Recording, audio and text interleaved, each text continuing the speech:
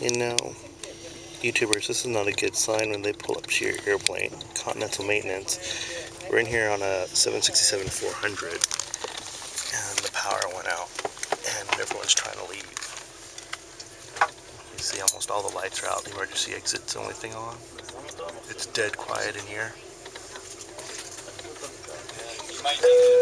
Here we go. Oh, they got our power back. There we go. Lights are back on.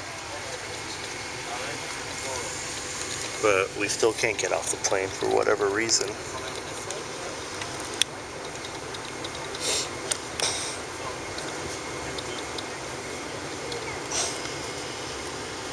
But at least we got the power and the air back. So we're here in Newark, stuck on our plane.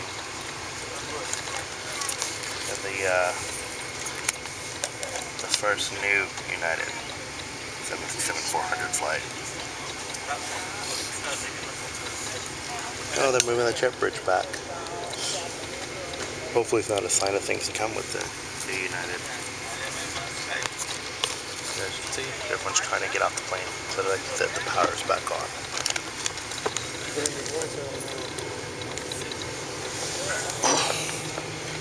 I'll let you guys know what happens later.